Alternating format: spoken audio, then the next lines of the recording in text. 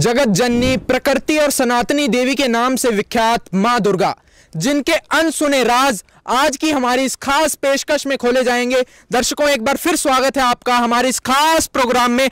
आज यहां पर बिग डिबेट होगी। एक और है संत रामपाल महाराज के समर्थक, दूसरी ओर है मां दुर्गा के भक्त। आज शास्त्रों के आधार पर फिर से रहस्यों से पर्दा उठेगा। आज फिर महाखुलासा होगा। मां दुर्गा को लेकर अलग अलग विचारधारा को रखने वाले लोग हमारे साथ मौजूद हैं। तो दर्शकों, चलिए अपने डिबेट की शुरुआत करते हैं और सबसे पहले जानते हैं मां दुर्गा के भक्तों से आखिर वो अपने क्या विचार व्यक्त करते हैं। जय जय माता की, जय जय शेरा वाले की। माता दुर्गा पूरी सृष्टि की जननी है। इन्होंने करोड़ों राक्षसों का वर्धन किया है और संहार किया है। सभी देवियां जो है माता के स्वरूप हैं, इनसे बढ़कर कोई भी नहीं है। जबकि ब्रह्मा विष्णु महेश भी इनके आगे नतमस्तक होते हैं।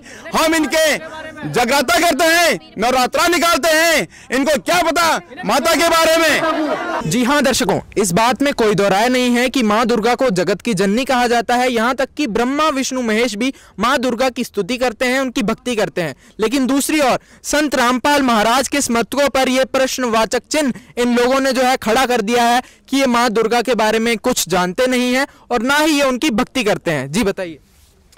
देखिए, मैं इनसे कहना चाहूँगा, ये कह रहे हैं कि हम माता दुर्गा जी को नहीं मानते, ठीक है। ये अपने आप को माता जी का सर्वोपरि भक्त मानते हैं। तो ये हमें ये बता दीजिए कि माता दुर्गा जी की उत्पत्ति कैसे हुई। माता की उत्पत्ति कैसे हुई बताइए। तो दर्शकों, ये सवाल निकल कर आया है कि मां दुर्गा की उत्पत्ति आखिर कैसे हुई। नमस्कार जी भाई साहब, इनको कुछ नहीं पता माता जी के बारे में। ये तो विरोधी हैं माता जी के। माता जी जो हैं सनातनी देवी हैं, अजर और अमर हैं।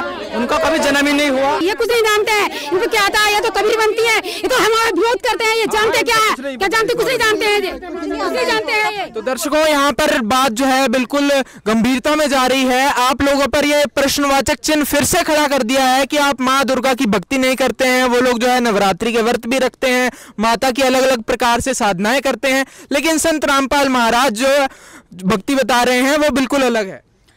सब पता होने ना होने से कुछ नहीं होता, बल्कि आज हम यहाँ पर इसीलिए इकट्ठा हुए हैं ताकि हम सत्य के आधार पर प्रमाणों को बता सकें, ना कि ये लोक वेद कथाओं के आधार पर बहस करें।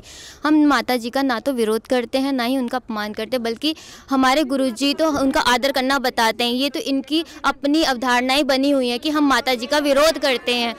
हम बस इनसे ये जानना चाहते हैं कि माता जी की उत्पत्ति कैसे हुई। देखिए, यहाँ पर इनका कहना है कि ना तो हम माता का विरोध करते हैं, ना ही हम जो है उनके खिलाफ कुछ बोलते हैं, लेकिन हम उनका सत्कार भी करते हैं। हम सिर्फ इतना जानना चाहते हैं कि आप लोगों के अनुसार माता की उत्पत्ति कैसे हुई। हाँ, मैं बताती हूँ माता की उत्पत्ति कैसे हुई है। एक महिषासुर नाम का राक्षस था। उसने सभी लोगों को परेशान किया हुआ था, यहाँ तक कि संसार वालों को सभी को परेशान किया था, देवता को भी परेशान किया था। देवता लोग ब्रह्मा जी के पास गए, ब्रह्मा जी से उन्होंने प्रार्थना करी। ब्रह्मा जी ने प्रार्थना से प्रसन्न होकर के कहा कि इस महिषासुर राक्षस की मृत्यु जो करेगा वो कुंवारी कन्या होगी। कुंवारी कन्या के होने के ये मतलब जब उन्होंने ये सुना ये बात, उसके बाद देवताओं की शक्ति से तेज उत्पन्न हुआ। उस तेज से क्या हुआ, उस तेज से मतलब ऐसा दुर्गा माता के पास शक्ति आई और वो दुर्गा माता नाम से विख्यात हुई। उस दुर्गा माता जो वो दुर्गा माता है, तो माता की पूजा करी नहीं है, क्या पता? हाँ, बिल्कुल नहीं करी है इन्होंने। दुर्गा माता के पास शक्ति उत्पन्न हुई। दुर्गा माता के पास जब शक्ति उत्पन्न हुई तो देवताओं ने जो उनको शक्ति दी थी, उससे दुर्गा माता में सबसे ज्यादा शक्ति हुई, जो कि देवताओं से भी ज्यादा हुई। उसके बाद उन्होंने महिषासुर का वध किया। महिषासुर का वध करने के पश्चात वे जो थी दुर्गा माता, वो शताक्षी रूप धारण किए हुए शाकंभरी रूप से विख्यात हुई। उसके बाद उन्होंने इतना ही नहीं, उसके बाद उन्होंने दुर्गमासुर का भी वध किया और उसके बाद जय माता की, और उसके बाद उन्होंने ये जो ब्रह्मांड है ना, इस ब्रह्मांड में और संसार में वो जगत जननी नाम से विख्यात हुई है। अब आपको क्या पता है, आप बताओ, इसका उत्तर बताओ, मुझे भी बताओ। हाँ दर्शकों, यहाँ पर ये जो बात निकल कर आई है, कहीं ना कहीं पूरा समाज इस बात से परिचित है और कहीं ना कहीं पूरा समाज इस बात में हामी भरता है। आइए जानते हैं संत रामपाल महाराज के समर्थक क्या बताते हैं। सर जैसे इन्होंने बताया वो सत्य है भी और नहीं भी। इनके अनुसार देवी दुर्गा को ये जगत जननी बता रहे हैं। फिर इनके ही अनुसार जैसे ये बताते हैं कि देवी दुर्गा की उत्पत्ति देवताओं के बाद हुई है, तो देवी दुर्गा फिर जगत जननी कैसे हुई? असल में तो इनको देवी दुर्गा के अनसुलझे जो रहस्य उनका पता ही नहीं है। आज हम संत रामपाल जी महाराज की दया से उनके जो सुलझाया हुआ है शास्त्रों का गूढ़ रहस्य उनसे बताएं कि देवी दुर्गा की उत्पत्ति कैसे हुई है। पहला तो इन्होंने बताया को जो कुंवारी माता ने महिषासुर का वध किया था और उसके बाद दुर्गम को भी मारा था और दुर्गम को मारने के बाद उनका नाम दुर्गा पड़ गया था। इनकी बात से हम सहमत हैं, लेकिन दुर्गा माता को कुंवारी नहीं है, इसका भी आज हम प्रमाण बताएंगे। श्रीमद्देवी भागवत महापुराण के 5वें स्कंद के 320 पृष्ठ पे जो महिषासुर का प्रकरण आता है, पहली बात तो उसमें एक बार भी ये नहीं लिखा हुआ है कि वो कुंवारी है, उसमें ये लिखा है कि वो स्त्री है। जब महिषासुर देवी दुर्गा से अपनी पत्नी बनाने के विषय में बात कर रहा था, तब दुर्गा ने कहा था कि जो तेरी माँ यानी कि तेरी जो जन्मदाता है वो भैंस है, वो घास फूस खाकर वो तगड़ी हो रही है, मैं वैसी नहीं हूँ। मैं ब्रह्मा विष्णु महेश और जो अनगिनत देवी देवता जितने भी हैं, मैं उनको अपना पति बनाना नहीं स्वीकार कर रही हूँ। तो तेरे उन प्रधान देवताओं से अलग तुझ में ऐसा कौन सा गुण है जो मैं तुझे एक पशु को अपना पति स्वीकार करने का ऐसा गलत काम कर पाऊँगी? मैं एक किसी को वर्ण करने वाली स्त्री नहीं हूँ। तो यहाँ पर भी देवी दुर्गा ने खुद को स्त्री कहा है, ना कि कन्या कहा है। फिर वो आगे कहती है कि मेरे शक्तिशाली पति देव विराजमान हैं, और फिर उनको इतने तेजोमयी और शक्तिशाली अपने पति को छोड़कर इस पशु के साथ वो कैसे पशु को अपना कैसे पति स्वीकार कर सकती हैं? ऐसे सुयोग्यतम पति को छोड़कर मूर्ख महिषासुर, मैं तुझे पति कैसे स्वीकार कर सकती हूँ? तेरी मृत्यु तो निश्चित है। अगर यहाँ पर देवी खुद कह रही है कि मेरा पति पहले विराजमान है, तो उनका पति कैसे नहीं है? वो तो खुद बता रही है। फिर ऊपर से वो 16 श्रृंगार भी करती है, तो वो 16 श्रृंगार किसके लिए करती है? तो दर्शकों, यहाँ पर इन्होंने श्रीमद् देवी भागवत महापुराण से इतना बड़ा प्रमाण निकाल कर दिखाया है, लेकिन इन पर एक प्रश्नवाचक चिन्ह खड़ा हो जाता है कि आखिर माता किसके लिए श्रृंगार करती है? अरे नहीं, माता दुर्गा का तो कोई पति नहीं है, वो श्रृंगार किसके लिए करेगी? वो एक खुद कुमारी कन्या है। जी हाँ, बिल्कुल सही बात है, सभी ने जो है यही सुना है। लेकिन कहीं कहीं हमने फोटोज में देखा है कि माता दुर्गा के साथ शिव जी की फोटो दिखाई जाती है। इसका मतलब शिव जी उनके पति है, जैसे कि मेरे वॉलपेपर पे भी लगा हुआ है कि मतलब इनकी फोटो दिखाई दे रही है, इसका मतलब शिव जी इनके पति है माता दुर्गा के। जी हाँ, बिल्कुल अलग अलग विचारधाराएं हैं। हम एक आरती करते हैं दुर्गा जी की, उसमें आता है आगम निगम बखानी तुम शिव पटरानी। इस पंक्ति से स्पष्ट होता है दुर्गा जी शिव जी की पत्नी है, उनकी पटरानी है। तो इस बात से भी जो है स्पष्ट होता है कि दुर्गा जी शिव जी की पत्नी है।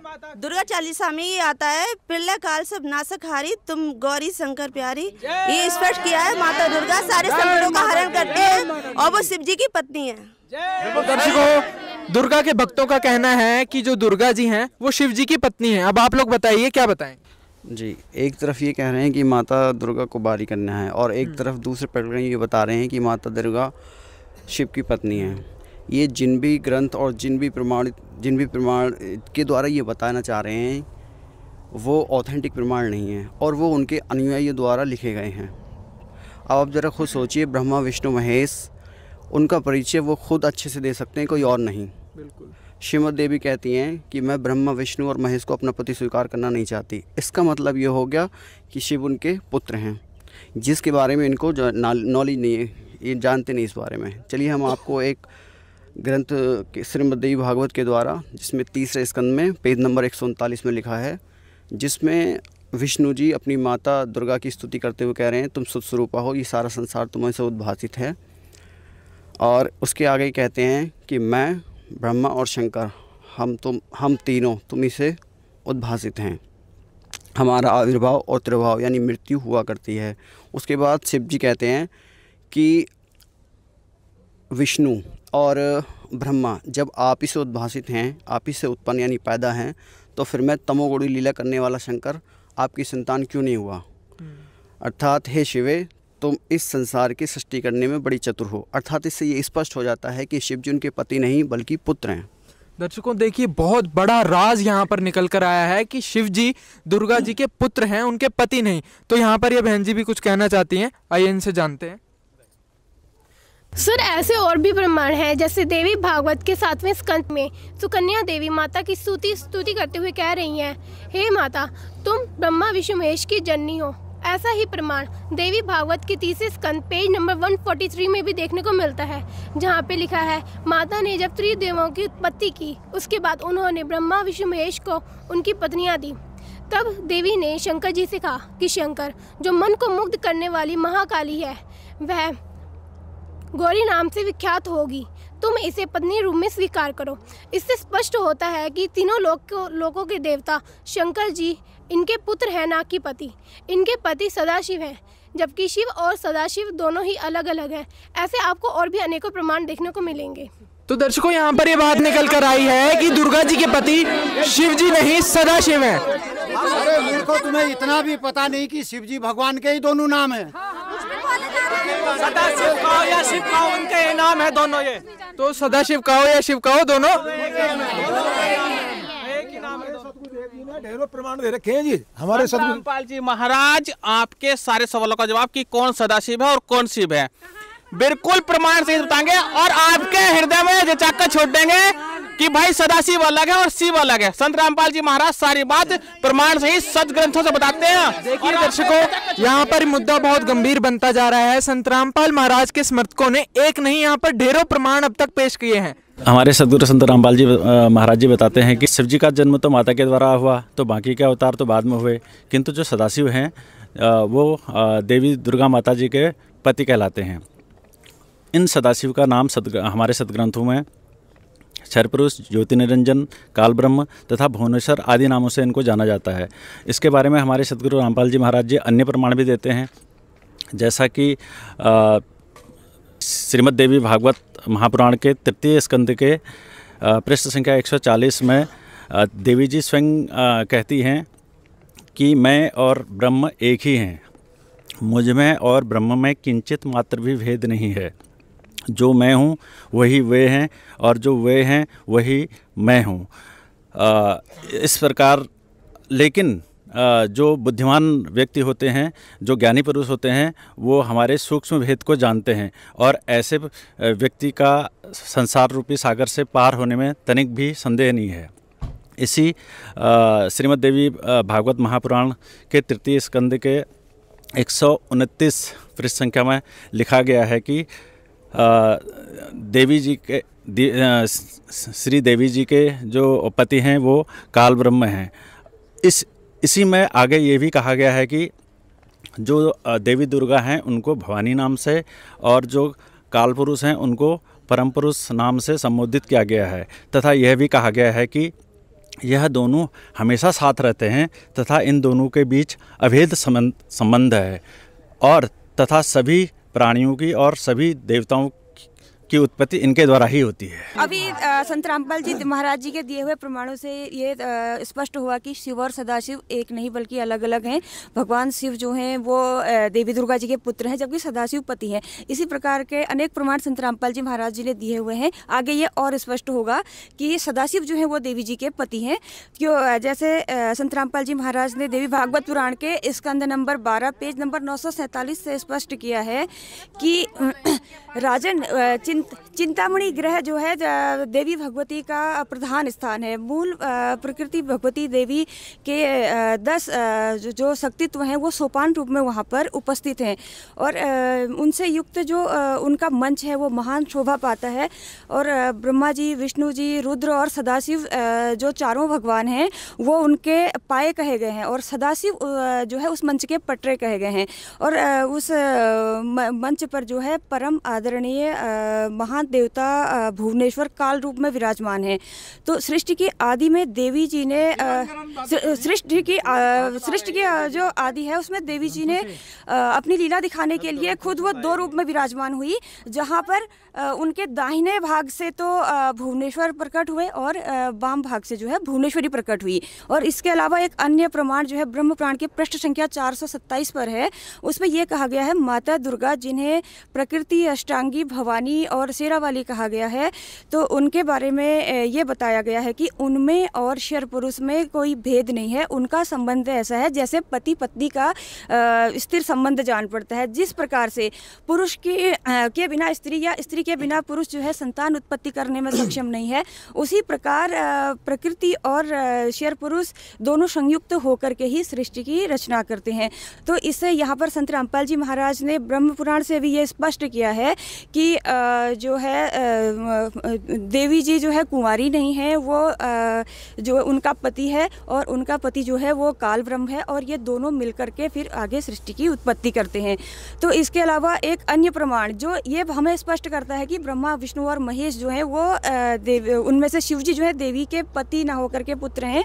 वो संत रामपाल जी महाराज ने श्री शिव महापुराण उसमें रुद्र संहिता के पेज नंबर 110 से पेज नंबर 100 से 110 तक, और उसके अलावा विद्वेश्वर संहिता पेज नंबर 24 से 30 तक में से प्रमाण दिया है कि तीनों देवता जो यहाँ के प्रधान हैं, श्री ब्रह्मा जी, श्री विष्णु जी और श्री शिव जी, वो जो है वो उनके पिता काल ब्रह्म हैं, जिन्हें सदाशिव भी कहा जाता है। ये तीनों देवता उनके संतान हैं और वही सदाशिव जो है देवी दुर्गा जी के पति हैं।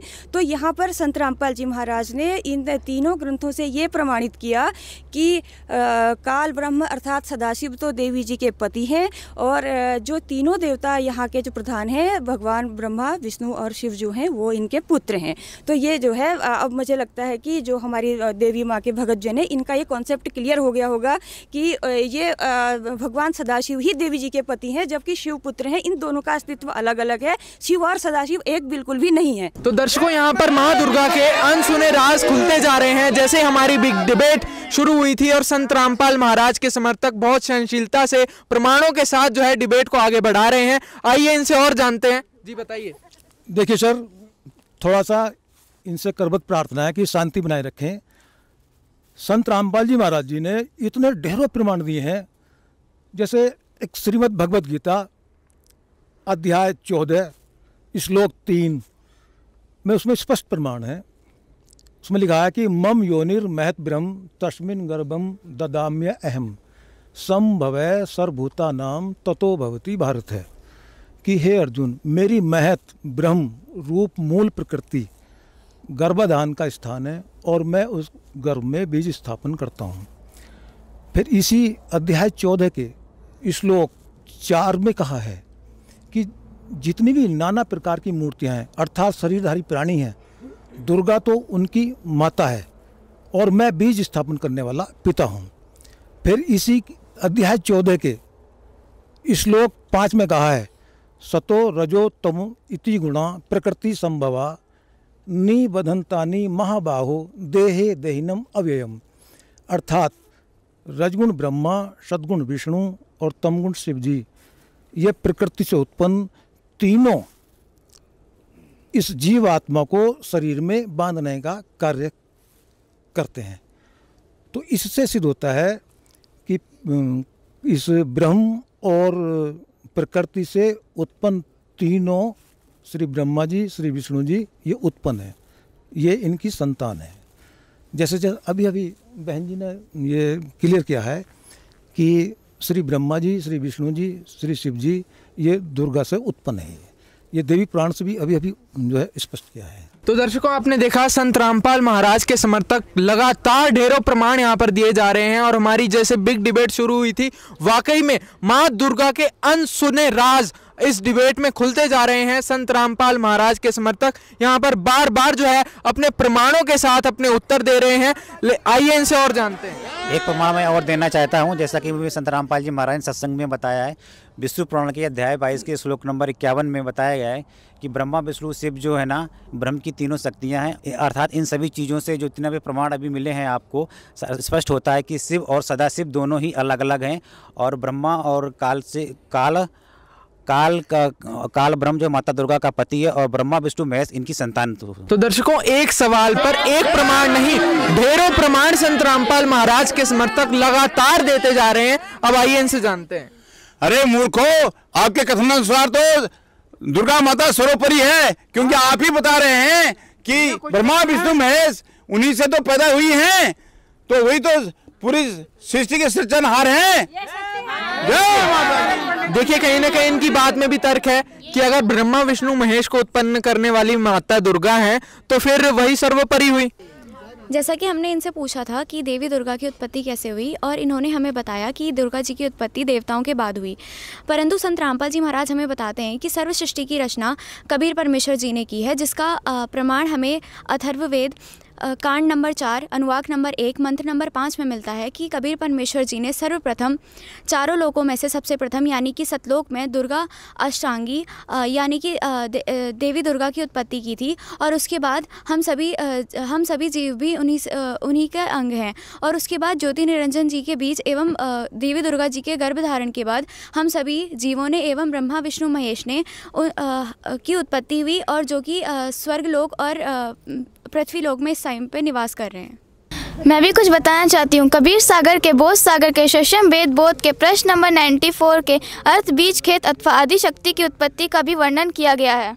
हमारे गुरुजी संत रामपाल जी महाराज बताते हैं कि अमर ग्रंथ साहिब आदि रामायणी अंग के 698 पृष्ठ से स्टार्ट है कि सृष्टि की रचना और माता दुर्गा की उत्पत्ति कैसे हुई। और हमारे गुरुजी संत रामपाल जी महाराज ये भी बताते हैं कि अनुभव प्रकाश आध्यात्मिक पुस्तक पृष्ठ 92 बाणी 39 में बताया है कि पूर्ण परमेश्वर ने फुरी यानी फोड़ना माया अर्थात माता दुर्गा को प्रकट किया, और माता दुर्गा ने ब्रह्मा विष्णु महेश की उत्पत्ति की। संपूर्ण सृष्टि रचना जानने के लिए आप संत रामपाल जी महाराज संपूर्ण सृष्टि रचना वीडियो भी देख सकते हैं। तो दर्शकों, यहाँ पर संत रामपाल महाराज के समर्थकों ने माता दुर्गा की उत्पत्ति के विषय में एक और जो है यहाँ पर प्रमाण बताया है। आप क्या पक रही है ये? इसको माता दुर्गा के बारे में कुछ आता है? का ज्ञान नहीं है। माता दुर्गा का इतना विरोध कर रही है ये लड़की। ये मूर्ख वाली बातें कर रही है, माता की उत्पत्ति बता रही हैं, ये बातें कर रही हैं। हम माता की श्रद्धा से अर्चना करते हैं, उनको माता जी को उनको बलि भेंट चढ़ाते हैं ताकि माता हम पे दया रखे। आसाम में एक शक्तिपीठ मंदिर है, हमारी कुल देवी कामाख्या देवी है, जिसकी ख्याति पूरे विश्व भर में है। वहाँ करोड़ों भक्तों को लाभ प्राप्त होते हैं। हम माता को बलि चढ़ाते हैं, माता को प्रसन्न करने के लिए माता को अपनी झोटी की बलि चढ़ाते हैं। जानवर पालते हैं, हम अपने घर में काफी जानवर होते हैं जो हर साल माता को। इनका आक्रोश आपको देखने को मिलेगा। इनका कहना है कि हमारी कुल देवी कामाख्या देवी है, उनको हम बलि चढ़ाते हैं। तो आप लोग बताइए क्या कहना चाहेंगे?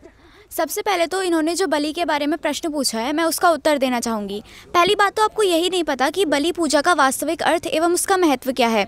हमारे शास्त्रों में एवं वेदों में मांस खाना एवं जीववध को महापाप बताया गया है, और हमें भी पहले इसके बारे में पता नहीं था, परंतु संत रामपाल जी महाराज जी ने अनेक शास्त्रों द्वारा ये प्रमाणित किया है कि ना तो हमें जीव हत्या करनी चाहिए और ना ही हमें मांस का भक्षण करना चाहिए। परंतु आप लोगों ने बलि पूजा को आज के टाइम पे जीव हत्या के साथ जोड़ दिया है। इसके अनेक प्रमाण हमारे पास हैं, जैसे कि श्रीमद् देवी भागवत के 8वें स्कंद के प्रश्न नंबर 626 में कहा गया है कि मांस खाना निषेध है। इसमें हमें बताया गया है कि जो उग्र स्वभाव के जो मनुष्य होते हैं, जो कि मूर्ख एवं निर्दयी होते हैं एवं पशु पक्षियों एवं अन्य जीव जंतुओं को मारकर पकाते हैं, उनको यमराज के दूत कुंभीपाक नामक नरक में डालकर पकाते हैं, जहाँ पे हमेशा तेल खौलते रहता है। जिन भी पशुओं को वो मारते हैं, उनके शरीर में जितने भी रोए होते हैं, उतने 1000 वर्षों तक उन्हें कुंभीपाक नामक नरक में डालकर पकाया जाता है। इसके अलावा एक और उदाहरण हमारे पास है जो कि महाभारत से मिलता है। महाभारत के 6ठे खंड के अनुशासन पर्व के 140वें अध्याय में हमें बताया गया है कि मांस भक्षण एवं जीव हत्या महापाप है और इसकी घोर निंदा की हुई है।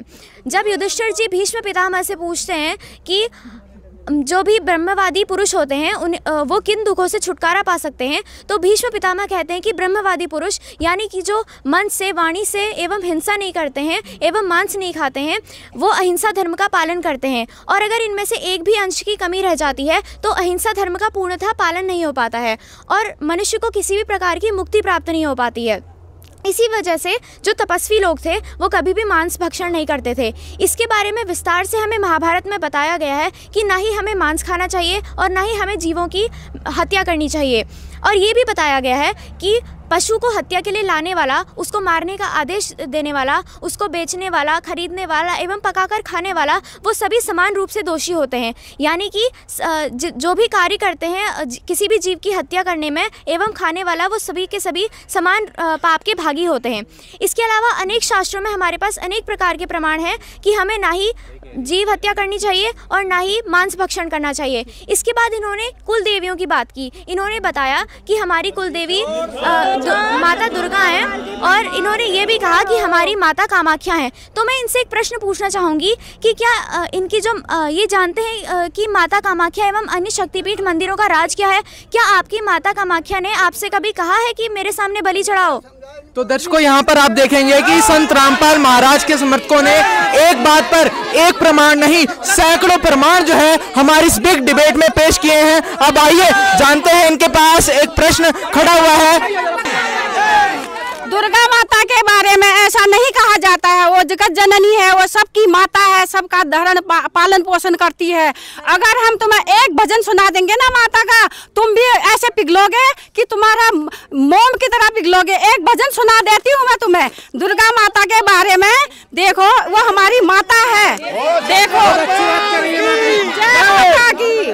पवन उड़ा कर ले गयो रे मेरी माता की चुनरी, पवन उड़ा कर ले गयो रे मेरी माता की चुनरी। उड़े उड़े चुनरी कैलाश पहुँची, उड़े उड़े चुनरी कैलाश पहुँची, गौरा के मन को भा गई रे मेरी माता चुनरी। जय जय माता की। मन को भा गई रे मेरी माता की चुनरी। जय माता की। तो दर्शकों यहाँ पर देखिए बिग डिबेट वाकई में यहाँ पर जो है विकराल रूप लेती जा रही है। यहाँ पर आप देखेंगे कि जो माँ दुर्गा के भक्त हैं उनका यहाँ पर जो है अपनी माता के प्रति लगाव और प्रेम यहाँ पर आपको देखने को नजर आएगा। वो जो है भजन गाकर भी जो है अपना प्रदर्शन कर रहे हैं। अब आप लोग बताइए क्या कहना चाहेंगे? आप लोग शांत हो जाइए, शांतिपूर्वक सुनिए तो सही कि हम आपको प्रमाण सहित बताएं। हमारे गुरुजी एक एक प्रमाण सहित बताते हैं, ना कि वो अपने मन से कुछ बताते हैं। आप शांतिपूर्वक सुनिए तो सही। आप इतना हल्ला क्यों कर रहे हो? हम यहाँ ज्ञान चर्चा करने के लिए आए हैं। सबसे पहले तो हमारा आपसे निवेदन है कि आप शांतिपूर्वक एवं धैर्यपूर्वक हमारी बातों को सुनिए। सबसे पहले आप हमारे द्वारा पूछे गए प्रश्न का उत्तर तो दीजिए। क्या आपको पता है कि कामाख्या देवी मंदिर का रहस्य क्या है एवं अन्य जो शक्तिपीठ मंदिरों की आपने जिक्र किया है उनका रहस्य क्या है? ये हमारा जो प्रश्न था, सबसे पहले आप उसका उत्तर तो दीजिए हमें।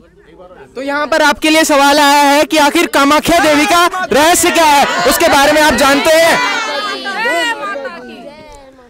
हाँ, तो आप लोग क्या जानना चाहते हो? आपको कुछ पता भी है हमारी कुल की देवी के बारे में? आप ऐसे ही कुछ ना कुछ उल्टा सुल्टा बोलते रहते हो हमारी कुल देवी के बारे में। हमारी जो कामाख्या माता है वह 51 शक्तिपीठ मंदिरों में से एक मुख्य शक्तिपीठ मंदिर है। वो माता की योनि के रूप में पूजी भी जाती है। और तो और वहाँ पे असम में मंदिर है माता का, कामाख्या माता का, वो असम के गुवाहाटी के नीलांचल पर्वत पर स्थित है। वह तांत्रिक विद्याओं का मुख्य केंद्र बिंदु भी है। और तो और वो मंदिर जब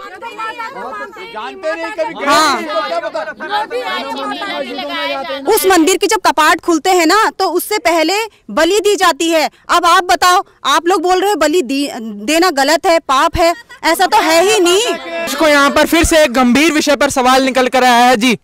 आपकी यह बात तो सत्य है कि 51 शक्तिपीठ मंदिरों को लोगों ने अपना केंद्र बना लिया है, परंतु सच्चाई तो कुछ और ही है जिसको मैं आप बताना चाहती हूँ। आप उसको धैर्य के साथ सुनिए।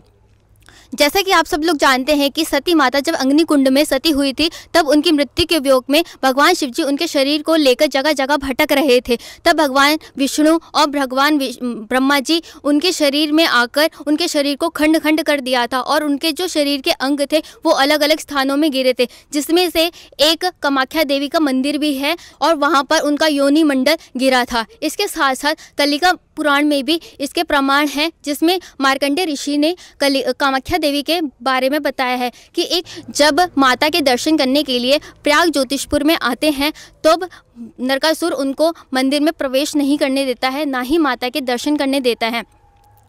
तब मुनि जी उस पर बहुत ज़्यादा क्रोधित होते हैं और कहते हैं कि हे धरा के पुत्र, तू कैसा है, तू ब्राह्मणों को मंदिर में स्वागत करने भी नहीं देता है।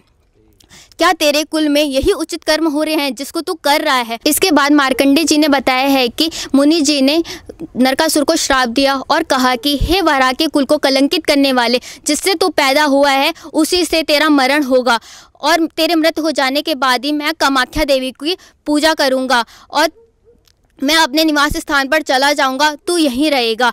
ऐसा कहते ही कामाख्या देवी और उनके सारे परिकर अंतर्ध्यान हो गए। मुनि जी अपने निवास स्थान को लौट गए। उनके जाते ही जैसे ही शीघ्र नरकासुर कामाख्या देवी के प्रांगण में जाता है और देखता है कि ना तो कामाख्या देवी हैं, ना उनका योनि मंडल है, ना ही उनके सभी परिकर हैं। वहाँ से वह सब अंतर्ध्यान हो गए थे। और इसके साथ ही प्राग ज्योतिषपुरी का जो पुर था वो विघ्न में उत्पन्न हो गया था। आज आप कामाख्या देवी को पूजते हैं, लेकिन वहाँ माता विद्यमान नहीं है, ना ही अन्य शक्ति पीठों में। आज आप अलग अलग पाखंड करते हैं, बलि पूजा करते हैं। सही बात कही गई है कि एक पीढ़ी का पाखंड दूसरी पीढ़ी के लिए परंपरा बन जाता है। दोस्तों, यहाँ पर एक बार फिर कलिका पुराण से संत रामपाल महाराज के जो समर्थक हैं वो प्रमाण दे रहे हैं। जैसे कि हमारी डिबेट का टाइटल है माँ दुर्गा के अनसुने राज। इस बिग डिबेट में आज हम सारे अनसुने राज बिल्कुल यहाँ पर रहस्य से पर्दा उठाकर ही रहेंगे। जी हाँ, अरे आप लोग ये क्या कह रहे हो कि वहाँ माता नहीं है? वशिष्ठ ऋषि जी ने जब उन्हें श्राप दिया था और उन्हें वहाँ वापस बुलाया गया था और उन्होंने अपना श्राप भी वापस ले लिया था, और वहाँ अंबुबाची मेला आज भी लगता है, और वहाँ माता के कपाटों को 3 दिन के लिए बंद कर दिया जाता है। और क्योंकि वहाँ माता को मासिक धर्म होता है और वहाँ जो मंदिर में कपड़ा रखा जाता है वह भी लाल हो जाता है। तो ये क्या माता का चमत्कार नहीं है? माता बहुत चमत्कार करती है। तो दर्शकों, यहाँ पर विषय जो है बिल्कुल गंभीर बनता जा रहा है। दोनों ही पक्षों के बिल्कुल अलग अलग मत हैं। जी, आपके इस बात को अभी क्लियर कर देते हैं। हमारे गुरुजी संत रामपाल जी महाराज जी बताते हैं कि जो वशिष्ठ ऋषि जी थे ना, वो अपने श्राप को वापस नहीं ले पाए थे। उन्होंने खुद कहा था कि मैं अपने दिए हुए श्राप को वापस नहीं ले सकता। वशिष्ठ ऋषि जी तो एक मुनि थे, ऋषि थे, जबकि आप सब जानते हैं कि ब्रह्मा विष्णु महेश जी तीनों लोगों के भगवान, वो तो सारे ऋषियों से सर्वश्रेष्ठ हैं, शक्तिशाली हैं।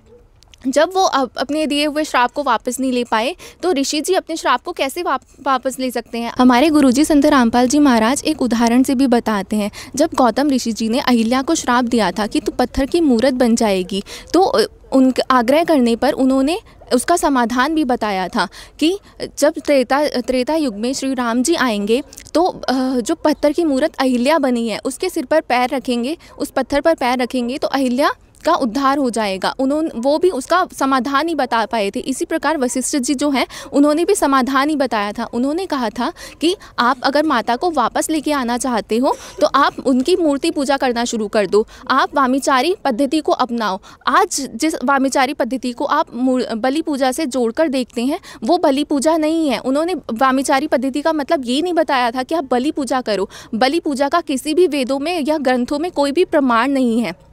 वामीचारी पद्धति का अर्थ यह था कि आप जो आपके अंदर विकार हैं, जो आप पाप करते हैं, आप उनका त्याग कीजिए। हम जैसे कि एक उदाहरण ये है कि जैसे हमारे देश का संविधान होता है, अगर आप उसका पालन नहीं करेंगे तो आपको दोष लगेगा। ऐसे ही जो वेद हैं वो हमारे धर्म का संविधान है, अगर आप उनका पालन नहीं करेंगे तो हमें दोष लगेगा। आप बताइए कि वहाँ पे माता कैसे विद्यमान हो सकती है? तो यहाँ पर विषय जो है बिल्कुल गंभीर बनता जा रहा है। आखिर शास्त्रों में क्या लिखा है उसी से हम निर्णय कर पाएंगे। हमारे पास सभी शास्त्र विद्यमान है। हमारी डिबेट जो है माँ दुर्गा के अनसुने राज, आज वो सारे राज खुलकर रहेंगे। परंतु माता तो चमत्कार भी करती है और रक्षा भी करती है। जय माता दी। बिल्कुल, इस बात में भी बिल्कुल दोहराए नहीं है कि माता चमत्कार भी करती है और अपने भक्तों की रक्षा भी करती है। रक्षा के बारे में मैं आपको यह बताना चाहती हूँ। हमारे गुरुजी संत रामपाल जी महाराज जी बताते हैं कि गणेश पुराण में एक प्रकरण आता है। शंकर जी के सामने ही पार्वती जी को एक सिंदरासुर नामक का राक्षस उठाकर ले गया था। उस समय ना माता पार्वती अपनी रक्षा कर पाई। बताइए कि वो जब अपनी रक्षा नहीं कर पाई तो आप कैसे कह सकते हैं कि वो आपकी रक्षा करती हैं? तो यहाँ पर विषय जो है बिल्कुल गंभीर बनता जा रहा है। अब आप लोग बताइए क्या विचार? मैं और मेरी पूरी फैमिली तीर्थ धामों पर घूमने जाते हैं। माना जाता है कि वहाँ जाने से भक्ति पूरी होती है। और आप कामाख्या देवी के बारे में ऐसे कह रहे हैं तो बाकी तीर्थ धामों में क्या है? जी हाँ, बिल्कुल बहुत बड़ा प्रश्न निकल कर आया है। इस बच्ची ने जो यहाँ पर सवाल पूछा है कि हम सभी तीर्थ स्थानों पर जाते हैं, वैष्णो देवी के मंदिर पर जाते हैं और भी कितने सारे स्थान हैं, तीर्थों पर जाते हैं, तो उसमें आखिर क्या ही गलत है? मैं देना चाहूँगी। अभी इस बच्ची ने बताया कि हमारा परिवार जो है प्रतिवर्ष तीर्थ स्थानों पर घूमने जाता है, तो जिस प्रकार से ये लोग बता रहे हैं उसी प्रकार हम भी पहले तीर्थ स्थानों पर घूमने जाया करते थे। तो अब हमें संत रामपाल जी महाराज द्वारा दिए गए प्रमाणों से ये पता चला कि जो सभी तीर्थ धाम है वो आज अपने स्थान पर नहीं है और ना ही वहाँ पर अब किसी शक्ति का वास है। इसके विषय में संत रामपाल जी महाराज ने श्रीमद् देवी भागवत महापुराण के 9वें स्कंद पृष्ठ संख्या 669 से ये प्रमाण दिया है कि कली अर्थात कलयुग के 5000 वर्ष बीत जाने तक तीनों देवियां अपने सरित रूप को त्याग कर, अब जब ये देवियां वैकुंठ को चली जाएंगी तो इनके साथ ही भगवान श्री हरि की आज्ञा से सारे तीर्थ वैकुंठ चले जाएंगे। तो इस प्रकार से इस धरती पर कोई तीर्थ नहीं बचेगा। इसलिए आज तीर्थ धामों की जो शक्ति है वो नहीं है, क्योंकि तीर्थ जो है अपने धाम जा चुके हैं। तो इस प्रमाण से सदगुरु संत रामपाल जी महाराज जी ने यह सिद्ध किया कि आज जो है तीर्थ धामों पर जाने का कोई आध्यात्मिक लाभ नहीं है। जो लोग तीर्थ धामों पर जा रहे हैं उन्हें कोई लाभ नहीं मिलेगा। सर, संत रामपाल जी महाराज जी ने अभी जो देवी भागवत महापुराण से स्पष्ट किया कि तीनों देवियां और उनके साथ सारे तीर्थ जो है वैकुंठ जा चुके हैं, तो अब उन तीर्थ स्थानों पर जाने से किसी को कोई आध्यात्मिक लाभ प्राप्त नहीं होगा। इसलिए जो है तीर्थ स्थानों पर जाने को संत रामपाल जी महाराज मना कर रहे हैं। देखिए, संत रामपाल महाराज के समर्थक जो है लगातार प्रमाण दे देकर बता रहे हैं। इन्होंने पूरी जो है टूरिज्म समाज पर पूरा प्रश्नवाचक चिन्ह खड़ा कर दिया है और माता की भक्ति पर भी इतना बड़ा प्रश्नवाचक चिन्ह खड़ा हो चुका है। इनका कहना है कि जो सभी तीर्थ धाम है वो वैकुंठ को जा चुके हैं। अब आप बताइए पंडित जी, जब इनका ये कहना है कि जब सारे तीर्थ धाम जो है वैकुंठ को ही जा चुके हैं, तो फिर मतलब क्या ही रहेगा? ऐसा नहीं है, ऐसा नहीं है। अगर जी दिन को रात कहेंगे तो हम रात थोड़ी कह देंगे। तो आप कहना क्या चाहते हैं कि हिंदू धर्म में तीर्थों का कोई महत्व नहीं है? अरे तीर्थों पर जाने से तो पाप कटते हैं जी।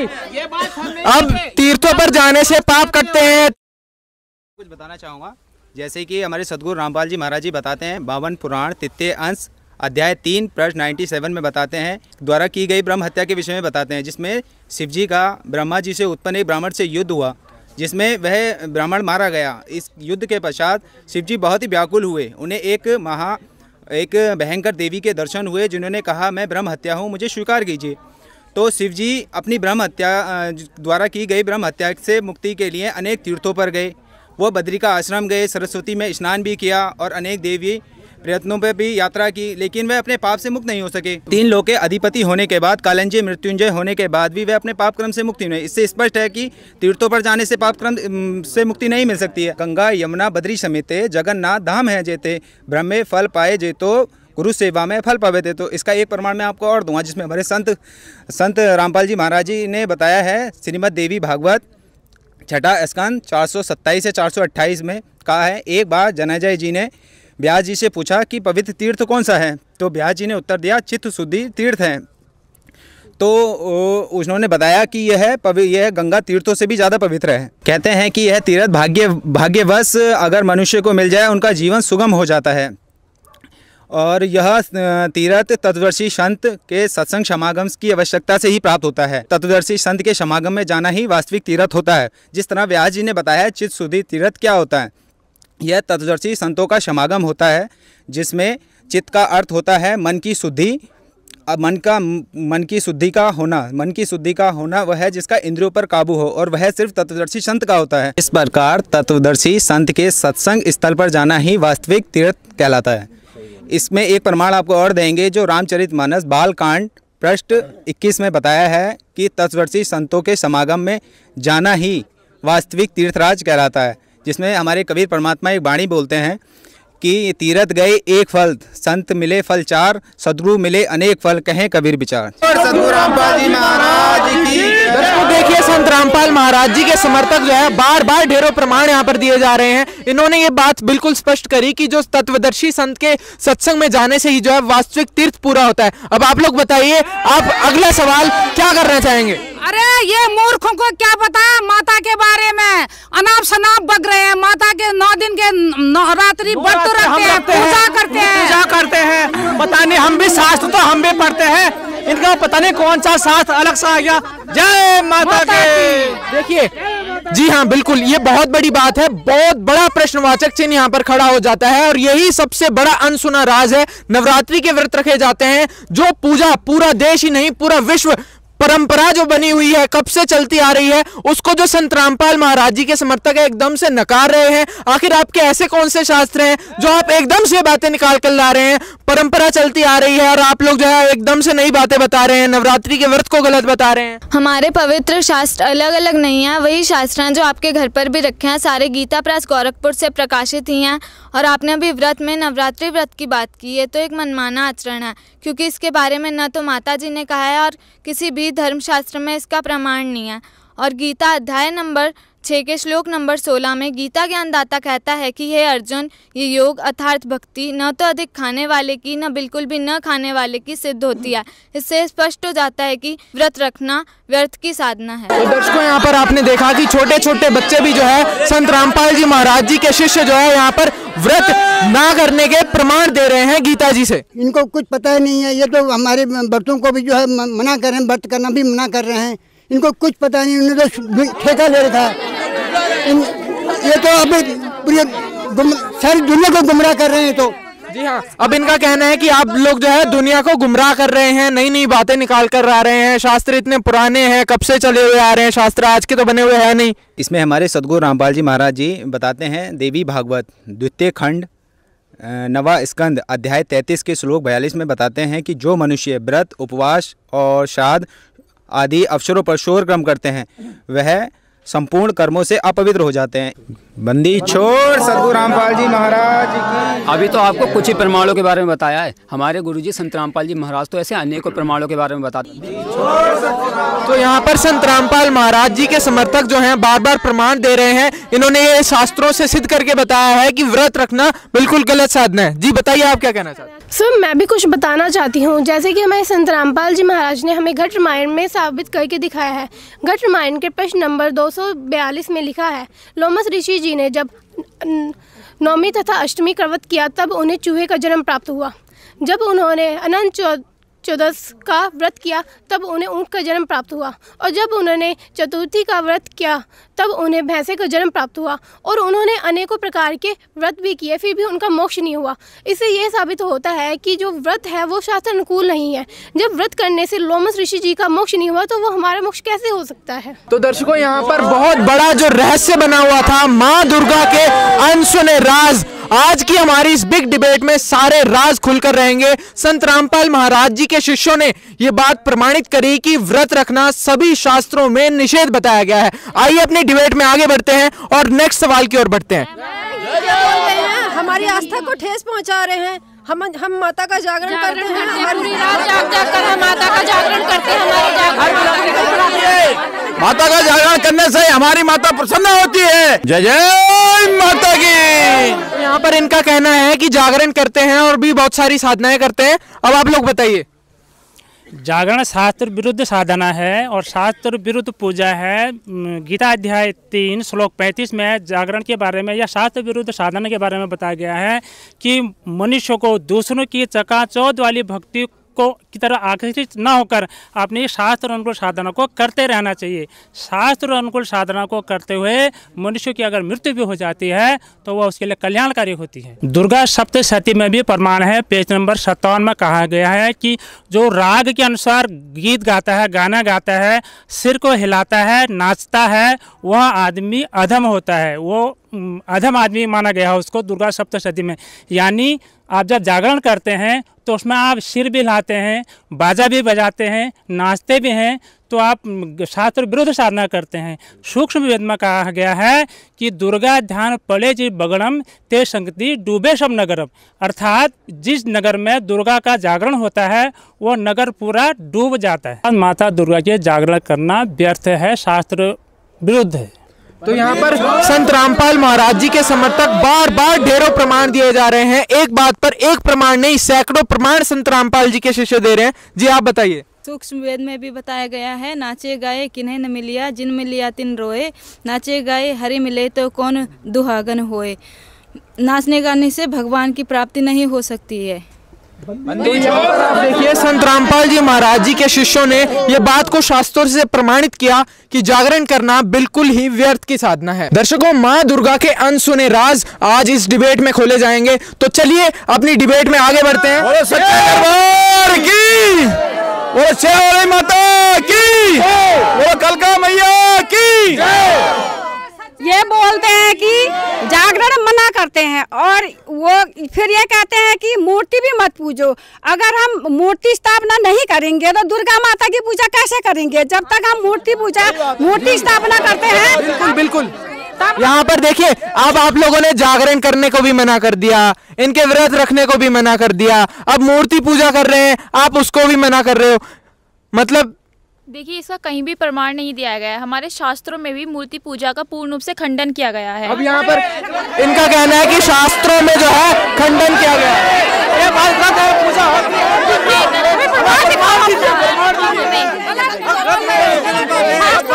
तुम्हारा मनमाना आचरण कर रहे हैं, चल रहा है ये। देखिए, अब इनका कहना है कि आप मनमाना आचरण जो है बता रहे हो। अभी तक आप इनको बता रहे थे, अभी आपको कह रहे हैं कि आप मनमाना आचरण बता रहे हो। देखिए, हमारे गुरुजी संत रामपाल जी महाराज ने बताया है कि श्रीमद् भागवत सुधा सागर के अध्याय 84 में एक प्रकरण आता है कि केवल जल में तीर्थ ही तीर्थ नहीं कहलाते और मिट्टी या पत्थर की मूर्ति देवता नहीं कहलाते, बल्कि जो सत्पुरुष है वही तीर्थ और देवता कहलाता है। और सत्पुरुष तो केवल दर्शन मात्र से ही हमारा कृतार्थ कर देता है और देवता की उपासना करने से हमारे पाप भी नाश नहीं होते। जो मिट्टी पत्थर और काष्ठ को ईष्ट देव मानते हैं या जल को ही तीर्थ मानते हैं, तो वह ज्ञानी ज्ञान पुरुष नहीं, बल्कि मनुष्य होने के बावजूद भी वह पशुओं में सबसे नीच गधे माने जाते हैं। और हमारे गुरुजी यह भी कहते हैं कि श्रीमद् देवी भागवत महापुराण के द्वितीय खंड के 9वें स्कंद में अध्याय 7 के श्लोक 38 से 42 में भी मूर्ति पूजा का पूर्ण रूप से खंडन किया गया है। हम तो मूर्ति पूजा करेंगे।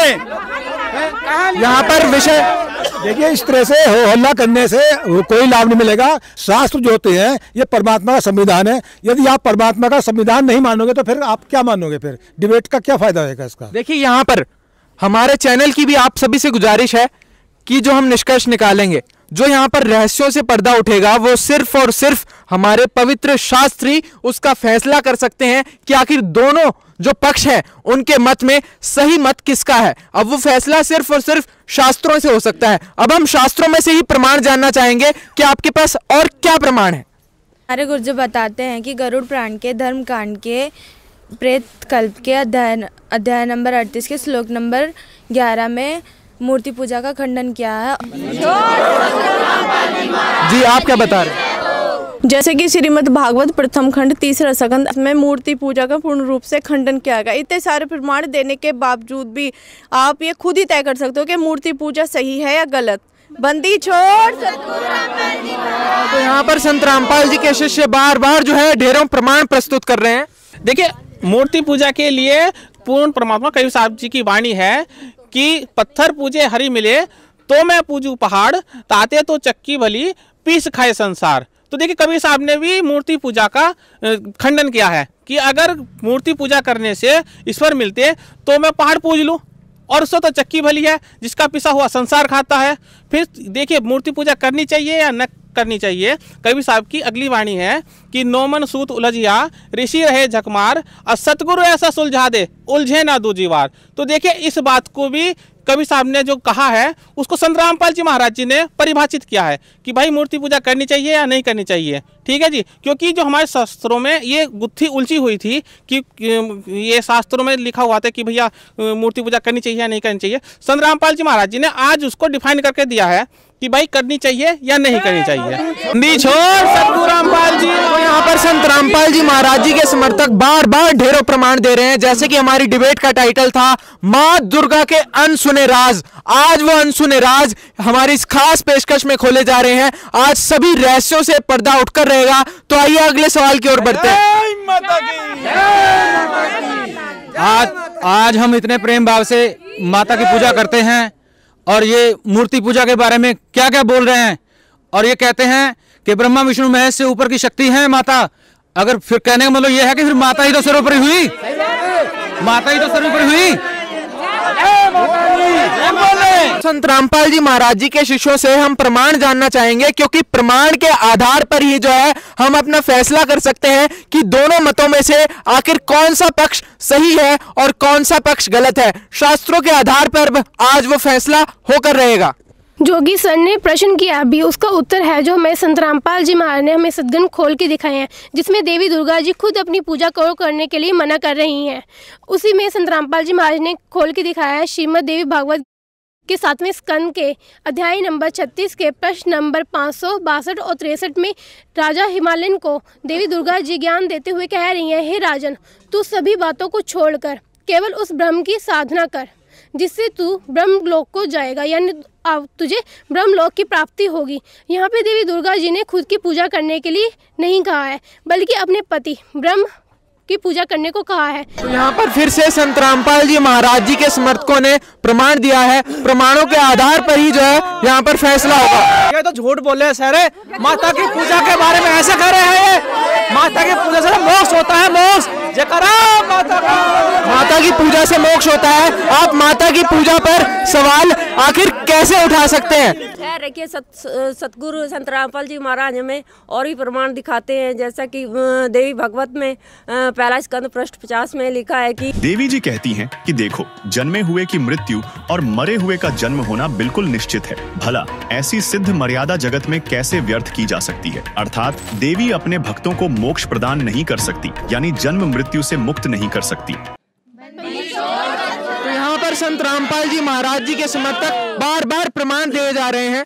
देखिए, ऐसा ही प्रमाण ज्ञान गुदड़ी नामक पुस्तक की पृष्ठ संख्या 23 पर है कि नारी की पूजा नहीं करनी चाहिए, और यह संकेत दुर्गा, प्रकृति और अन्य देवियों के लिए है कि नारी की पूजा नहीं करनी चाहिए, क्योंकि नारी ने ही सकल प्रपंच फैलाया है और वह परमात्मा यानी निर्वाण पुरुष ही है, जिसकी पूजा करने से हमें मोक्ष प्राप्त होगा, और वह परमात्मा पूर्ण परमात्मा कबीर साहब है। और इसका प्रमाण मैं आपको कबीर सागर में दिखा सकता हूँ कि नारी की पूजा नहीं करनी चाहिए। तो दर्शकों, आइए कबीर सागर से प्रमाण देखते हैं।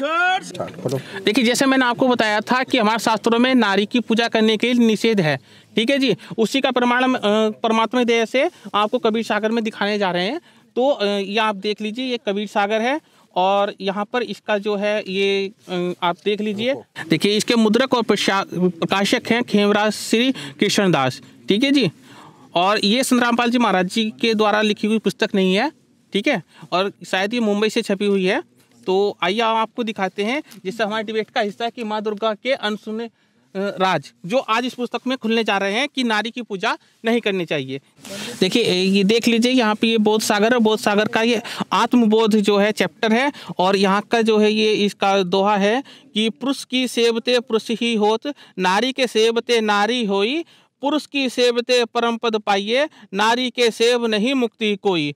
और आगे लिखा है कि पुरुष परमात्मा देव निर्वाण है, नारी कृत प्रपंच सारा, गुणमयी कृत को त्याग रे बावरे, कहे कबीर जो होए पारा। तो ये यहाँ पर स्पष्ट किया गया है कि पुरुष की सेव से ही आप पुरुष यानी कि पूर्ण परमात्मा को प्राप्त हो सकते हो, नारी की सेव से यानी कि नारी की भक्ति से या नारी की पूजा से आपको मोक्ष नहीं मिलेगा, ठीक है। और आगे ये कहा गया है कि पुरुष की सेवा करने से भी आप परम पद को पाइएगा, नारी की सेवा से आपकी मुक्ति नहीं होगी। तो आप देख लीजिए, यहाँ पर स्पष्ट लिखा है कि नारी की सेवा से आपकी मुक्ति नहीं होगी। और आज ये संत रामपाल जी महाराज जी ने जो अनसुने राज थे जो हमारे सदग्रंथों में छिपे हुए थे, आज संत रामपाल जी महाराज जी ने ये उजागर किए हैं, और इनसे एक ही निष्कर्ष निकला है कि माता दुर्गा की पूजा करने से मोक्ष नहीं मिल सकता, अर्थात माता दुर्गा की पूजा नहीं करनी चाहिए।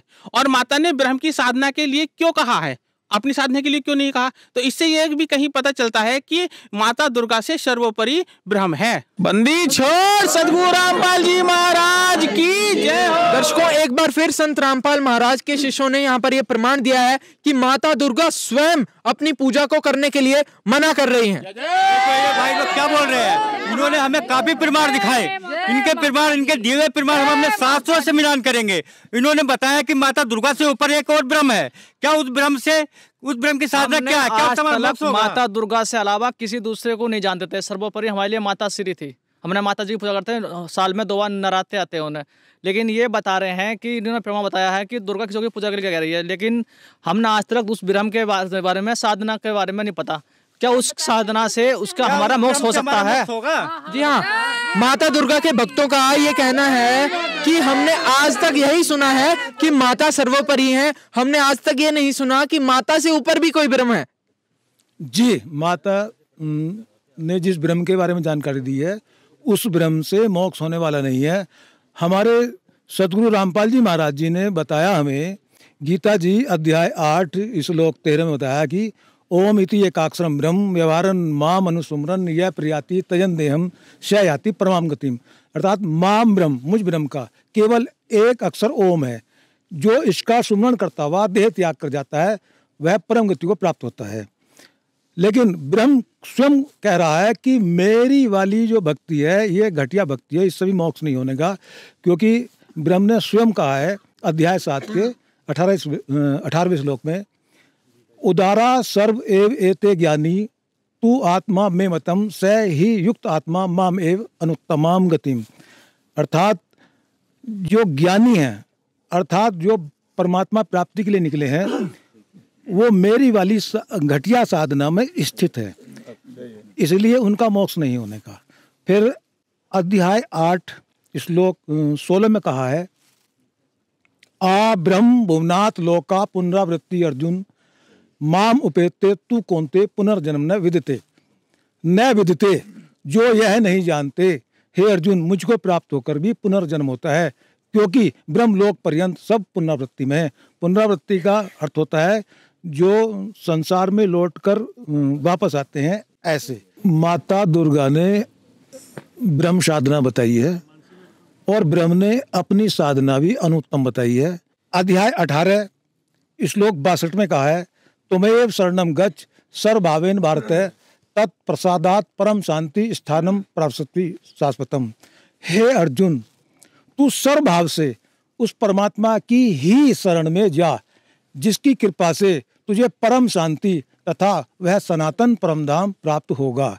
गीता ज्ञानदाता स्वयं स्वीकार कर रहा है कि वो परमात्मा कोई और है, उसकी शरण में जा। देखिए, संत रामपाल जी महाराज जी के शिष्यों ने एक नहीं सैकड़ों प्रमाण गीता जी से बताए कि माता दुर्गा ने ब्रह्म की साधना बताई है और ब्रह्म ने अपनी साधना अनुत्तम बताई है। जय माता की। पहले तो ये माता की पूजा के बारे में बताते हैं, माता की पूजा के बाद बोलते हैं कोई ब्रह्म की पूजा करनी चाहिए। अब ब्रह्म की पूजा के बाद भी कोई कह रहे हैं कि ये कोई और ही बड़ा भगवान है। बता दो बड़े भगवान कौन है? तो आप ही बताइए, पूर्ण परमात्मा कौन है? जी, जैसा कि इनका सवाल था कि पूर्ण परमेश्वर कौन है, हमारे गुरुजी संत रामपाल जी महाराज अपने सत्संगों में वेदों और शास्त्रों के अनुसार बताते हैं कि पूर्ण परमेश्वर कौन है। उन्होंने गीता जी अध्याय 15 श्लोक 16 और 17 में 3 तरह के पुरुष बताए हैं। गीता जी अध्याय 15 श्लोक 16 में उन्होंने 2 तरह के पुरुष बताए हैं, क्षर और अक्षर। यह दोनों पुरुष नाशवान हैं और यह क्षर काल ब्रह्म है और अक्षर परब्रह्म है। इनके अंतर्गत जीवात्मा अविनाशी है। और इसी के आगे अध्याय 15 श्लोक 17 में परम अक्षर पुरुष हैं, जो कि उत्तम पुरुष तो अन्य परमात्मा इति उदाहृयते, यानी यह उत्तम पुरुष तो अन्य ही है जो तीनों लोकों में प्रवेश करके सबका धारण पोषण करता है। वह अविनाशी परमेश्वर परमात्मा है। यह अविनाशी परमेश्वर के विषय में हमारे वेदों में वर्णित किया गया है और वेद ही उस पूर्ण परमात्मा की महिमा बताते हैं। तो यहाँ पर इन्होंने कहा है कि वेद उस पूर्ण परमात्मा की महिमा गाते हैं। जी, पूरे विश्व में एकमात्र संत रामपाल जी महाराज जी ऐसे संत हैं जिन्होंने हमारे पवित्र चारों वेदों में प्रमाण सहित बताया कि परमात्मा सहशरीर है, उसका नाम कबीर है।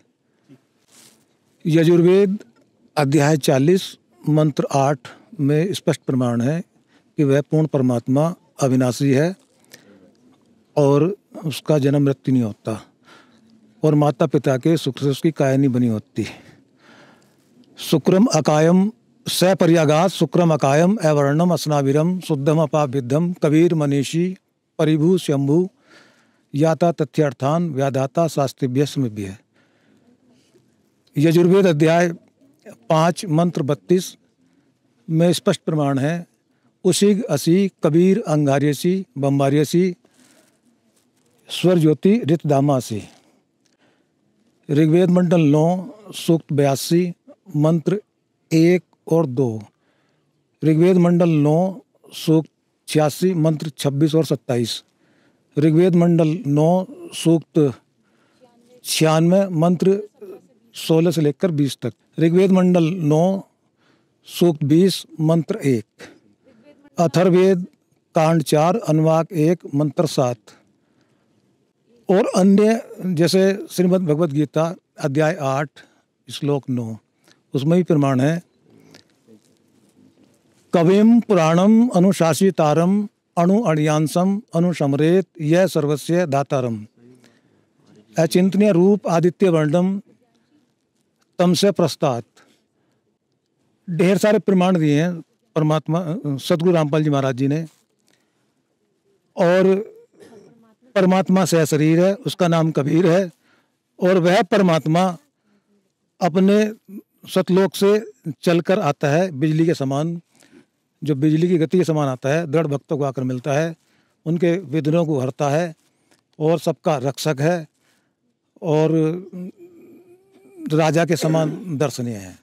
तो यहाँ पर ढेरों प्रमाण संत रामपाल जी महाराज जी के शिष्यों ने यहाँ पर दिए हैं, तो हम और प्रमाण जानना चाहेंगे।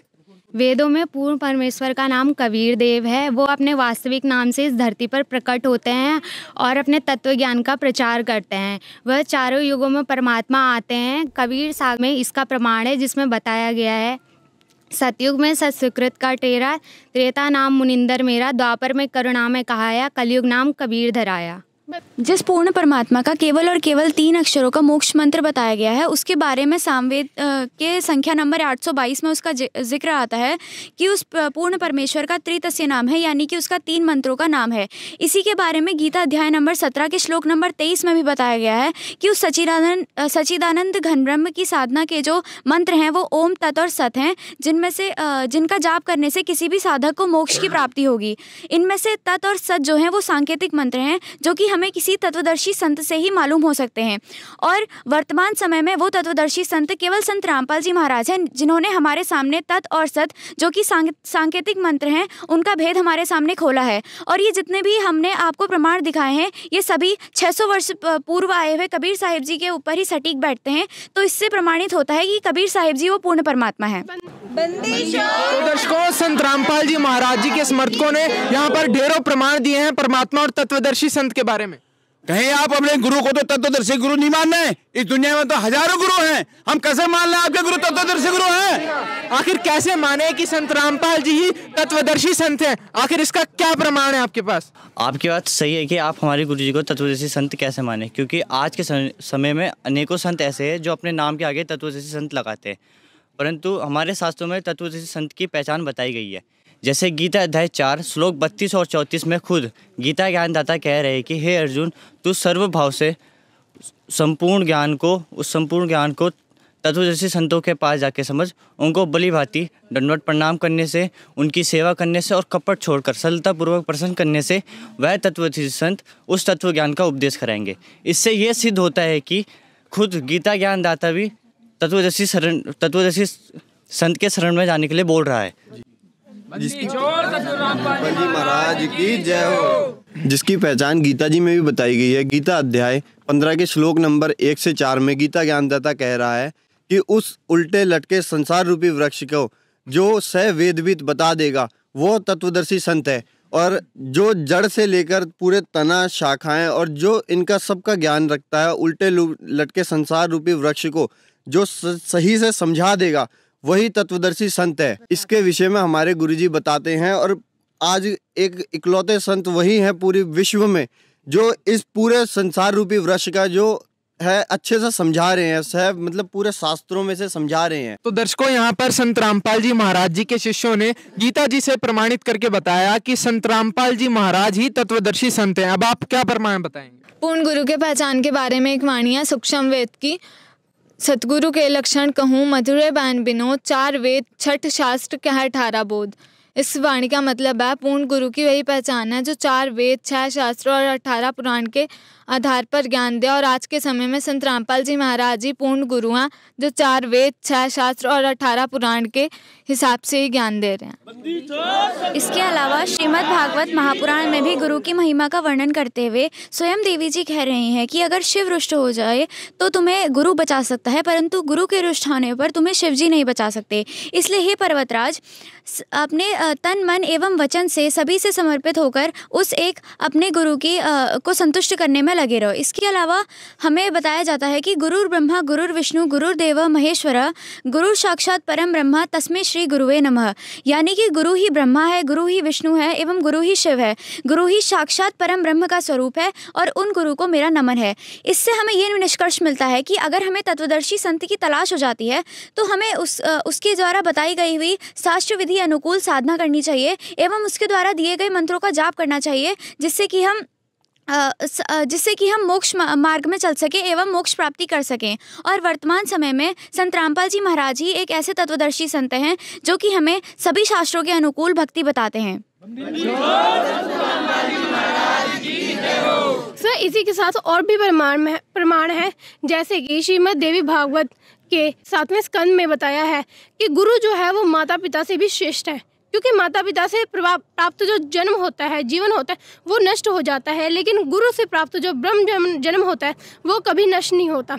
कबीर सागर के बोध सागर के अध्याय कभी जीव धर्म बोध में भी प्रमाण है। पूर्ण तत्वदर्शी संत की क्या पहचान है, वो पूरा प्रमाण लिखित है। और ये जो वेद के अध्याय 19 के मंत्र 25 और 26 में कहा है, जो तत्वदर्शी संत है वह सभी धर्म ग्रंथों के गूढ़ रहस्यों को उजागर करेगा, जो कि आज के वर्तमान के समय में केवल संत रामपाल जी महाराज ही सभी धर्म ग्रंथों के गूढ़ रहस्यों को उजागर कर रहे हैं। इसी से प्रमाण होता है कि जो इस वक्त गुरु तत्वदर्शी संत है वो केवल संत रामपाल जी महाराज ही हैं। तो दर्शकों, यहाँ पर संत रामपाल जी महाराज के समर्थकों ने प्रमाण देकर बताया है कि संत रामपाल महाराज ही वो संत हैं। हम लोग ठीक निकले, ये लोग तो मानते ही नहीं है माता को। सही कह रहे हैं, बिल्कुल सही है। माता की पूजा ही नहीं करते, तो माता को मानते ही नहीं, विरोध करते हैं। सही, कहीं ना कहीं आपका कहना है कि ये लोग जो है माता को मानते नहीं है, अपने गुरु को ही सर्वोपरि बता रहे हैं। तो दर्शकों, ये पॉइंट यहाँ पर निकल कर आया है कि इनका कहना है कि आप लोग जो है माता का विरोध करते हैं और अपने गुरु को ही सर्वोपरि बता रहे हैं। जी, जैसा कि इन्होंने बोला कि हम लोग माताजी को नहीं मानते हैं, ऐसा नहीं है, हम लोग भी माताजी को मानते हैं। आप लोग गलत बोल रहे हैं। हमारे गुरुजी संत रामपाल जी महाराज वेद शास्त्रों के अनुसार सत्संग में बताते हैं कि माताजी अपनी पूजा करने को मना कर रही है, और हमारे गुरुजी बताते हैं कि पूर्ण परमात्मा ही पूजनीय योग्य हैं, परंतु सभी देवी देवताएं हमारे लिए आदरणीय हैं, जिनका हमें सत्कार करना चाहिए। हम माताजी की साधना भी करते हैं, और हमारे गुरुजी माताजी व देवी देवताओं की भक्ति नहीं छुड़वाते, बल्कि उनकी वास्तविक साधना बताते हैं और कहते हैं कि सभी देवी देवताओं व माताजी का ऋण चुकाकर ही हम पूर्ण परमात्मा की शरण में जा सकते हैं। गुरुजी हमें प्रथम नाम दीक्षा में सभी देवी देवताओं के वास्तविक मंत्र देते हैं, जिसे वास्तविक गायत्री मंत्र कहते हैं, क्योंकि यह सभी देवी देवताएं मानव के स्थूल शरीर में निवास करते हैं। तो इससे यह सिद्ध होता है कि सभी देवी देवताओं की हम वास्तविक साधना कर रहे हैं, आप लोग तो उनका मनमाना आचरण कर रहे हैं। तो दर्शकों, संत रामपाल जी महाराज जी के समर्थकों का ये कहना है कि वो भी जो है माता के वास्तविक मंत्रों का जाप करते हैं। ये गायत्री मंत्र, कौन सी गायत्री मंत्र की बात कर रहे हैं? गायत्री मंत्र तो हम भी करते हैं। क्या जो हम मंत्र का जाप करते हैं वो सही नहीं है क्या? बताइए, जो मंत्र हम करते हैं वो सही नहीं है क्या? बात कर रहे हैं, हमें जवाब दीजिए। फिर भी मानने को तैयार नहीं है। इन्होंने गायत्री मंत्र पर जो शंका व्यक्त की है, तो इनकी शंका का समाधान हम संत रामपाल जी महाराज द्वारा दिए ज्ञान से इस प्रकार करते हैं कि हमारे लोक में कई प्रकार के गायत्री मंत्र प्रचलित हैं। जो गायत्री मंत्र पर जिस गायत्री मंत्र पर इन्हें सबसे ज्यादा विश्वास होगा, वो गायत्री मंत्र का प्रमाण देवी भागवत महापुराण के स्कंद 11 प्रश्न नंबर 862 पर है, जिसमें गायत्री महिमा और पूजा विधि जो प्रसंग है उसमें यह बताया गया है कि 5 प्रणव वाली गायत्री का मंत्र जाप करना चाहिए, और उसी से जो है हमें लाभ मिलेगा। वो ब्रह्म गायत्री मंत्र जो है वो संत रामपाल जी महाराज हमें उनके मंत्र देते हैं। वो 5 प्रणव वाली गायत्री क्या है? जो हमारे स्थूल शरीर में कमलों में स्थित भगवान है, उन पंच देवों के जो मंत्र हैं, वो शास्त्र आधारित जो मंत्र हैं वो संत रामपाल जी महाराज देते हैं। वही 5 5 प्रणव वाली गायत्री मंत्र है, क्यों जिसको तुरिया गायत्री मंत्र कहा गया है। तो वो असली जो गायत्री मंत्र हैं पंच प्रधानों के लोकों को पार करके जब हम यहाँ से ऊपर जाएंगे, क्योंकि हमारे सदगुरु संत रामपाल जी महाराज जी ने बताया है कि यदि हमें तुरिया महल पर अर्थात सतलोक में जाना है तो पहले हमें यहाँ के पंच प्रधानों का उनके मंत्र जापों के माध्यम से ऋण चुकाना पड़ेगा, तभी हमें यहाँ से एनओसी मिलेगी और ऊपर हम ब्रह्मलोक और परब्रह्म के लोक में, उसके बाद पार ब्रह्म के लोक में पूर्ण मोक्ष प्रदान कर सकते हैं। तो वो वास्तविक गायत्री मंत्र है। जो गायत्री मंत्र जो अभी जिसका इन्होंने जिक्र किया, जिसको यहाँ पे कहते हैं कि जिसको बोलते भी गलत है, ओम भूर्भुवः स्वः तत्सवितुर्वरेण्यम वाला जो गायत्री मंत्र बोलते हैं, वो वास्तव में केवल यजुर्वेद अध्याय 36 का मंत्र संख्या 3 है और जिसके प्रारंभ में ओम नहीं लगा है वो भी गलत लगाया हुआ है। इसलिए अभी जो आपने गायत्री मंत्र के बारे में बात की कि हम भी तो गायत्री मंत्र का जाप करते हैं, वो वास्तविक गायत्री मंत्र नहीं है। वास्तविक ब्रह्म गायत्री मंत्र संत रामपाल जी महाराज जी ने सभी शास्त्रों को खोल करके आपके समक्ष रखा है। आपसे प्रार्थना है, आप माता जी के भगत हैं और आप अवश्य ही जो ये देवी भागवत महापुराण है इसका स्कंद 11 पृष्ठ नंबर 862 देखें। उसमें जो ब्रह्म गायत्री मंत्र है, वास्तविक मंत्र है, उसको बताया गया है और उस ग्रंथ को देख करके आपको अवश्य ही विश्वास हो जाएगा कि वास्तविक ब्रह्म गायत्री मंत्र केवल संत रामपाल जी महाराज जी के पास है, जो आपको शास्त्र प्रमाणित कर देंगे। तो इस गायत्री मंत्र के जाप की जो विधि है वो प्रतिदिन इसका कम से कम 108 बार जाप करना चाहिए और ये प्रमाण जो है इसमें है श्रीमद् देवी भागवत महापुराण में। और हमारे गुरुजी संत रामपाल जी महाराज 108 बार ही इसका जाप प्रतिदिन करवाते हैं। और घट रामायण में भी प्रमाण दिया गया है कि देवी दुर्गा जी जो हैं उनका वास कंठ कमल में स्थित है। तो कंठ कमल में स्थित जो देवी दुर्गा जी हैं उनका क्या मंत्र है, वो मंत्र भी इस ब्रह्म गायत्री मंत्र के अंतर्गत शामिल है। तो इसलिए जो है ये वास्तविक ब्रह्म गायत्री मंत्र है। ये जो ब्रह्म गायत्री मंत्र है इसको शास्त्रों में तुरिया गायत्री मंत्र कहा गया है। इसका प्रतिदिन 108 बार जाप किया जाता है, जो कि संत रामपाल जी महाराज हमें शास्त्र अनुकूल विधि से बताते हैं। अभी इन भाई बहनों ने कहा कि आप लोग तो माता को मानते नहीं, आप लोग माता के विरोधी हैं। नहीं, हम माता के विरोधी नहीं हैं, हम माता का बहुत सम्मान करते हैं और साल के 365 दिन उनकी साधना करते हैं। माता की साधना संत रामपाल जी द्वारा बताई गई विधि के अनुसार। जैसे कबीर जी ने सभी धर्मों की पुण्य आत्माओं को ये सत भक्ति देकर मोक्ष प्रदान किया था, ठीक वैसे ही आज संत रामपाल जी महाराज हर धर्म के धार्मिक लोगों को ये यथार्थ भक्ति प्रदान करके मोक्ष का अधिकारी बना रहे हैं। ये पंचदेव समान रूप से विश्व के सभी प्राणियों के शरीर में बने इन कमलों में विद्यमान हैं। इन पंचदेव को प्रसन्न करने का तथा पूर्ण लाभ प्राप्त करने का ये एकमात्र 12 अक्षर मंत्र है जो जाप करने का है। संत रामपाल जी महाराज इस 12 अक्षर मंत्र का जाप दिन में कम से कम 108 बार अपने शिष्यों को जपने का निर्देश देते हैं, जो विश्व में केवल एकमात्र संत रामपाल जी महाराज ही दे रहे हैं। संपूर्ण विश्व के प्राणी इस 12 अक्षर मंत्र की जब साधना करेंगे तो चारों ओर खुशहाली और भाईचारा कायम होगा। पूरा विश्व एक हो जाएगा और आदि सनातन धर्म पूरे विश्व में प्रतिष्ठित हो जाएगा। सभी मानवों के जीवन से दुख हमेशा हमेशा के लिए खत्म हो जाएगा, क्योंकि इस 12 अक्षर मंत्र में इन पंचदेवों की शक्ति सामूहिक रूप से कार्य करती है। संत रामपाल जी महाराज के अथक प्रयासों से ये शास्त्र प्रमाणित ज्ञान तेजी से विश्व में फैल रहा है। आदि सनातनी पूजा के प्रथम चरण की ये भक्ति पंचदेव से मिलने वाले लाभों को प्रदान करने वाली है तथा संपूर्ण भक्त समाज के लिए संजीवनी है। आदि सनातनी पूजा के 3 चरण होते हैं। प्रथम चरण की साधना में इन पंचदेव की साधना के मंत्र होते हैं। उसके बाद दूसरे चरण की साधना, जो कि सनातनी पूजा भी कहलाती है, इसके मंत्र होते हैं ओम तत्, यहाँ तत् सांकेतिक मंत्र है। उसके बाद तीसरे चरण की साधना आदि सनातनी पूजा कहलाती है। इसके मंत्र होते हैं ओम तत्सत, यहाँ तत् और सत सांकेतिक हैं। भक्ति साधना के इन 3 चरणों को आप इस प्रकार समझें, जैसे प्रथम चरण की साधना जो कि पंचदेव पूजा है, उसको आप प्राथमिक शिक्षा जाने, अर्थात 5वीं कक्षा तक की पढ़ाई जाने, जिसके पढ़ने से आपको आपके जीवन में केवल आंशिक लाभ प्राप्त होते हैं। लेकिन प्रथम चरण की ये साधना भक्ति मार्ग में बेहद महत्वपूर्ण है। जिस प्रकार 5वीं कक्षा तक की पढ़ाई पूरी किए बिना 10वीं 12वीं तक की पढ़ाई नहीं की जा सकती, इसी प्रकार प्रथम चरण की ये पंचदेव साधना किए बिना दूसरे व तीसरे चरण की साधना नहीं की जा सकती। दूसरे चरण की साधना जो कि सनातनी पूजा है, ये गीता अध्याय 15 के श्लोक 16 में बताए क्षर और अक्षर पुरुष की पूजा है। इसको आप उच्च शिक्षा अर्थात इसको आप 10वीं तक की कक्षा की पढ़ाई जाने, जो आपको प्राथमिक शिक्षा से कुछ ज्यादा लाभ देती है।